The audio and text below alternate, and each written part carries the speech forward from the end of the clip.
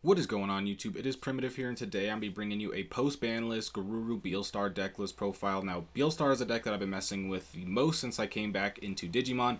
I love Beelstar. I think it's really strong into the metagame right now. Even after the Garurumon and Gabumon hits, I still think Beelstar is a very strong deck into the metagame. And so I've had a lot of people ask me what I've been doing with Beelstarmon, kind of what my thought processes are when building the deck post-ban list. So I wanted to bring you all a little bit more of an in-depth deck profile so that way I can share my thoughts about why I chose the certain card choices that I did and why I'm at where I'm at with this deck. So with that being said, let's go ahead and get on into it. Now, getting on into the Digitama, we are going to be having 4 Demi-Meramon and then 1 Pagumon from Starter Deck 6.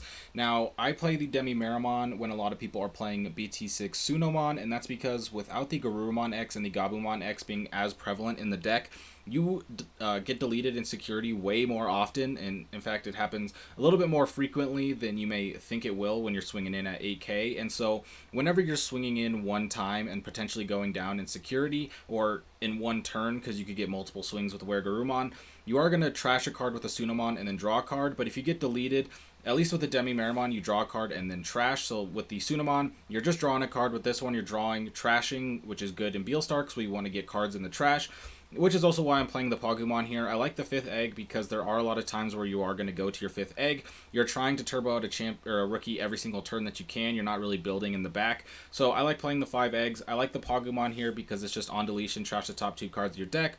So if you hit things like Rivals Barrage, Ginkaku Promote, or just 2 7 cost options or whatever, you can start to build up your trash really quick with this. So you could really play 4 of this. You could play no 5th egg. You could play this. You could play BT6 Sunomon. You could play the starter deck Sunomon. I don't think the eggs matter as much, but I like the Demi-Meramon and the Pagumon, so that's what I've been sticking with. Now, getting on into the rookies, we'll start off with the 4 starter deck Gabumon. This is going to be our main rookie. Gain a memory at the start of your turn if your opponent controls a Digimon is very nice, especially if you have a couple, because they'll stack up. Just gives you that extra memory. And then when attacking, draw 1, trash 1 for the inheritable is obviously very strong. And then we're going to be playing our restricted Gabumon, so 1 of each. You can only play a max of 1 of each. And I think they're still just very strong. An extra draw 1, trash 1 when attacking. On deletion, draw 2, trash 1. The Gabumon able to search out. You're able to get battle protection. It's also a green or a blue card, so that way you're able to activate your Cocytus Breast if you don't have a blue Tamer out. And so I think the Gabumons are just pretty solid, so no reason to really touch them there. Then we're going to have 3 of the BT2 Impmon. Now, I have been playing 2 of these, and the third card is kind of swapped between this and the Impmon X Antibody, because the Impmon X Antibody is able to get you back Beelstar while also having the inheritable of Milling 2. And so I think it's very nice, but this is kind of our turn passing card. Turn 1, you kind of want to go Gabumon and Raising and then play out an Impmon, or if you're just at a turn later in the game where you don't necessarily have something that you want to pass turn with, you can just play out Impmon. It's going to get a check-in, it's going to mill 3 cards, which is going to put various cards in your trash, whether that's 7 cost options, your Ginkaku Promote, your blocker, whatever you need.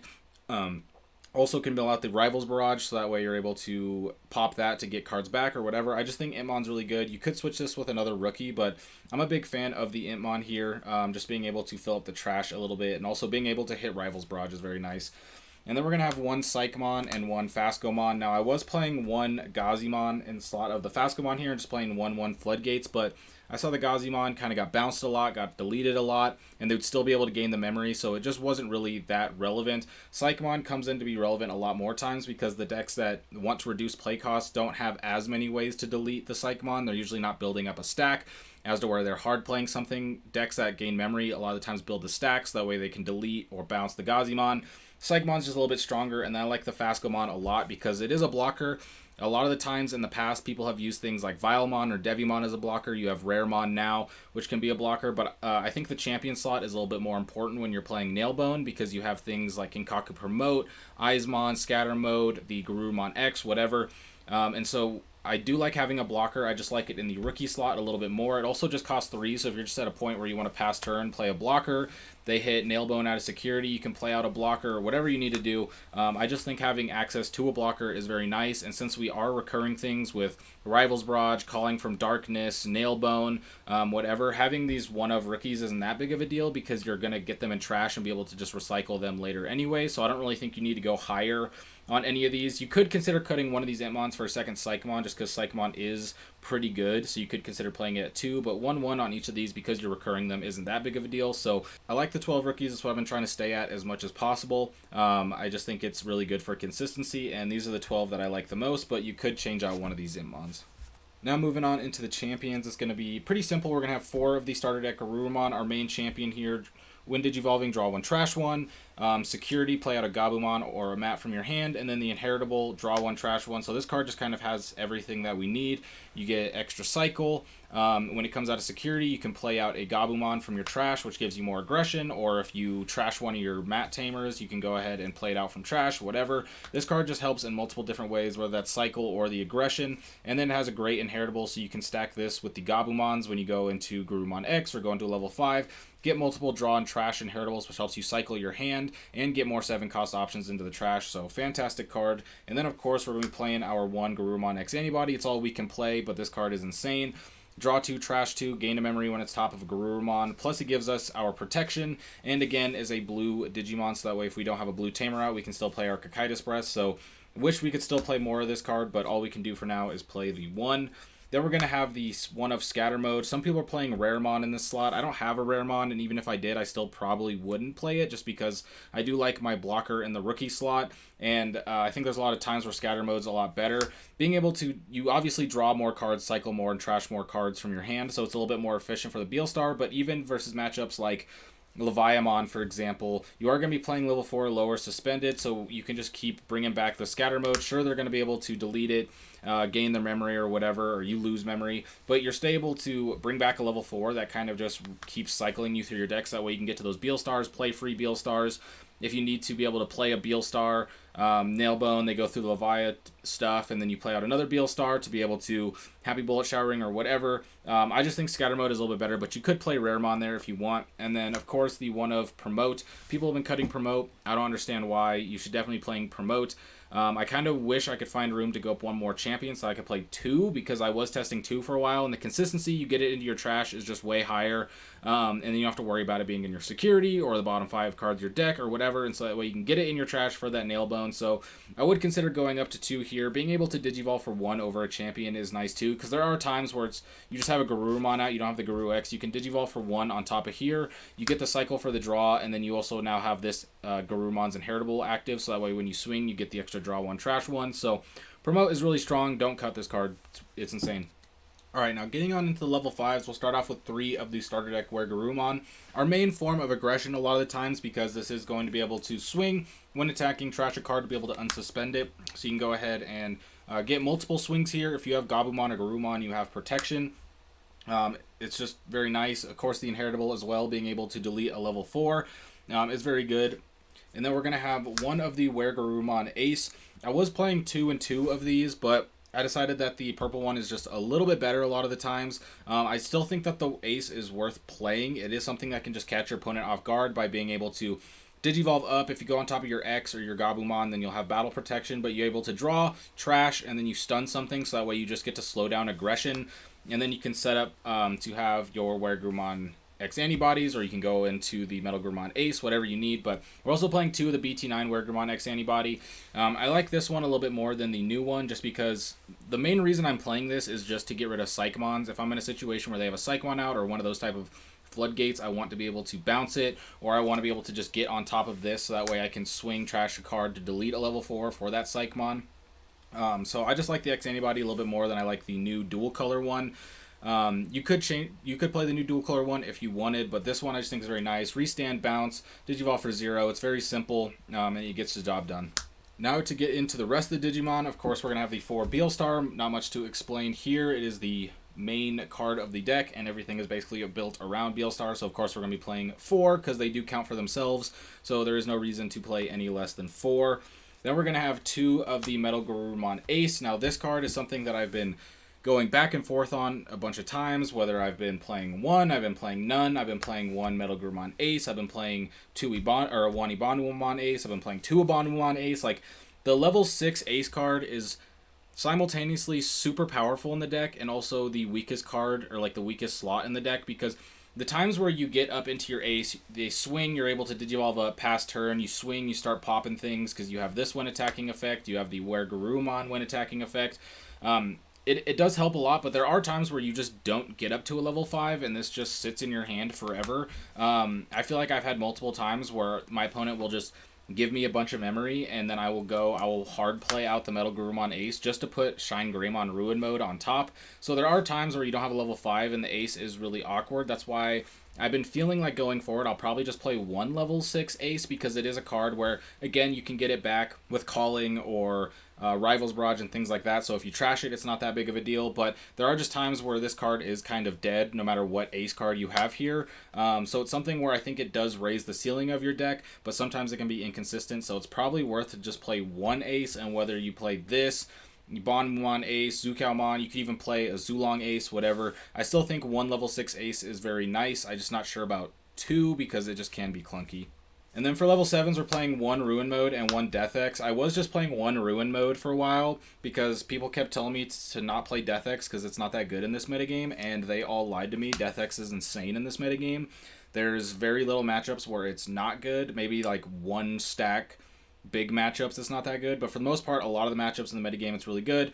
It's good versus the Poop deck, it's good versus the Bunnies deck, it's good versus D-Brigade, it's good versus Bloomlord, Ulforce, anything that goes wide. It's even good versus things like Divas, even though you're like, oh, but they don't play level 4, so how could it be good? Well, if they got two level 6 aces on the board, and UX Death X de-digivolve them both, so now they have to have more aces in their hand, then you overflow like 8.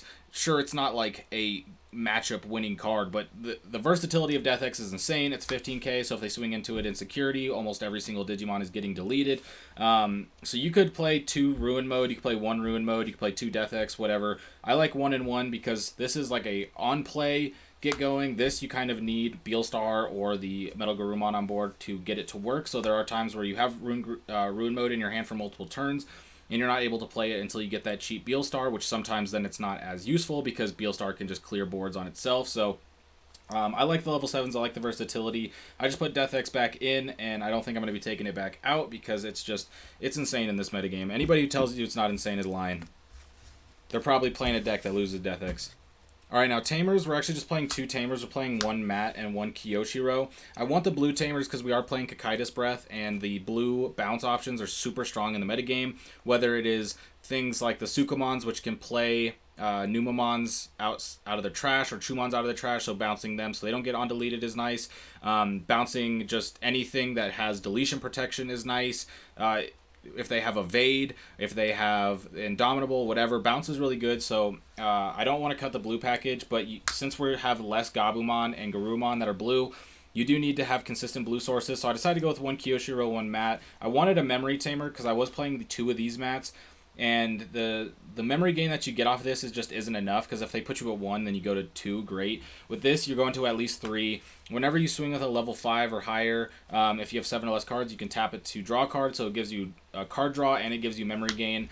And then I decided to play this Mat because it is nice memory gain. It is a searcher on play, but it can also get played off of the Garurumon out of security, because you can play a Mat or a Gabumon from your trash, so being able to have a Mat is nice. I was in between playing this, and then I was playing the purple starter deck Mat, and then I was playing the old purple Mat that grabs things back, but I decided I want blue, so it was between this Mat and the BT6 Mat, and since we have less Gabumons, I decided to go with this Mat because it is a searcher, still gains me memory and whatnot, but I wanted a memory tamer, and I wanted my tamers to be blue, so I just went with these. Now for the final part of the deck, we are going to get into the options. So starting off, we're going to have 4 Rivals Barrage, delete the highest level, and then also if you mill it from your deck, you can put it into your battle area to delay and get something back. So this is very nice for if you mill it off of the Impmons or the Pagumon. Being able to get this out is very nice because it's essentially just like a free Beelstar. You can just put this in your trash, or you put this in delay, you delay so it goes into trash, you grab a Beelstar back, so now you have the same amount of 7 cost options, but you have the 7 cost in trash, but you have the Beelstar in hand, so it's very strong. We're going to be having 1 Fly Bullet and 1 7th Lightning, just because I like having the different type of cards and different types of removal in the trash for different scenarios. 7th Lightning being able to delete a level 4 and a level 6, sometimes is niche, but when they have a level 4 or level 6, you're able to play this out. It is huge momentum swing. And I am playing the 1 Fly Bullet because the Rivals Barrage deletes the Digimon with the highest level, so it is not as open. This deletes level 6 or lower, and there are going to be times where your opponent has a level 5 and a level 6, and you don't want to delete the level 6. whether that's things like the level 5 is an ace Digimon, so that way you're able to play this and overflow and keep turn, or that the level 6 that they played out is something that has a when digivolving effect, so now that it's not that intimidating on the board anymore, so you're now worried about the level 5 that is going to have to be able to digivolve into another level 6, or they have a level 4 blocker, whatever. Being able to just have the versatility of just deleting any level 6 or lower, as to where this only deletes the highest, is very nice. So I just decided to go 1 and 1, so that way when you play your Beelstar, you have as many options to delete things as possible. Then we're going to have 2 Nailbone. These are going to be pretty much our main option for the end game, because we want to be turboing out the Ginkaku promote to go for game, but also being able to just Nailbone, even if you're not going for promote, is very nice, because let's go, okay, I'm at 0, you're going to 3 anyway, I'm going to play Beelstar for 3, I'm going to Nailbone out. Now I have a Beelstar, a level 3, and a level 4, and I might have something in the raising, so now you have to deal with all these Digimon, or else I'm going to get super aggressive, so Nailbone is just kind of a necessity here. Then we're going to have 4 Cocytus Breath as our blue options. I was playing 6 blue options. I cut down to 4. I haven't decided what number of blue options I want to play. Right now I'm just at the 4 Cocytus Breath because, like I said, the bouncing is super insane, and I feel like there's a lot of matchups where a lot of my purple removal is irrelevant because I will just keep bouncing them because they'll have some sort of deletion protection, or it'll be something like a Diva card where it has on deletion, delete one of my Digimon, so it's like I don't want to play Beelstar just for me to delete like Zukiaomon, and then now my Beelstarmon's also dead. I'd rather just bounce it to hand, or you have an on deletion, I want to bounce it to hand. You can't be deleted by effects, I'm going to bounce it to hand, whatever. It's just super powerful, so I want to play this. A part of me wants to go up a couple more just so that way you have higher consistency of seeing it in like security and stuff, but there are times where you don't have a blue source in the early game, so it can be kind of dead, which is why I cut it down to 4, and then you just get 1 in trash and just start recycling them with Beelstars. But you could go up into the blue options as well, they are very strong. Finishing off the 7 costs, we're going to have 1 Happy Bullet, 1 Gwalt. I feel like these are kind of staple 1-ofs because, again, just like how we were playing the 1-of purple options, these give you more options of ways to delete stuff. This deletes all your Digimon with the lowest DP. So if they have, for example, like yesterday I was playing against Leviamon. They had 2 Leviamon X antibodies on the board. So I played Happy Bullet Showering. Since they were both same DP, it deletes both. Gwalt Schwarmer deletes everything with a play cost 7 or less. So if your opponent is just going wide, you don't have Death X, you can play Gwalt Schwarmer to clear the board. There's also times where you play Gwalt Schwarmer just to clear off 2 of their Digimon, and then also clear off your scatter mode, so that way you can draw and trash or whatever. Gwalt is just very versatile. It does have the security of it adds to your hand and doesn't get played, which is unfortunate because there's times where you're like, okay, I just need 1 security bomb out of here. It's Gwalt, so it adds to my hand, and you're like, oh, that sucks. But that downside is worth the upside of the fact that you can just board clear with this, and it's something, since with Beelstar, once it's in your trash, you can keep recurring. Once you play this once, your opponent can't really go that wide on you, so it's one of those, it's kind of like a card that keeps your opponent honest. And then to finish off the list, we're going to have 1 Calling. I've heard people say you don't need to play Calling in the list anymore. Could be fair if you're trashing it and you don't see it or whatever, but for me, this is a 1 cost, add 2 Beelstars to your hand, or there's other times where it's like, now that we only have 1 Garurumon X antibody, you play this to grab 1 Beelstar and the Garurumon X antibody, so that way you have an extra Beelstar, and you can get another X antibody going, so you get the draw trash, you get the battle protection or whatever. If you really want to cut Calling, you can, I guess, but this card is insane. This is in my do not touch section of the deck because it's just a 1 cost get 2 Beelstars back, which is probably like arguably one of the best cards in the entire deck. But with that being said, that is the list that I have been rocking. Now, it is still kind of a work in progress. Like how I mentioned, there are some cards that I would consider swapping out and stuff. And so I will be messing around with this leading up into BT16 and stuff. And so if I come into any more revelations, or if I'm able to perform well at these upcoming tournaments, I will bring an updated deck profile. But if not, then we'll just wait until BT16 for that updated deck profile. But with that being said, if you enjoyed, be sure to like and subscribe, and I will catch you next time. Peace out.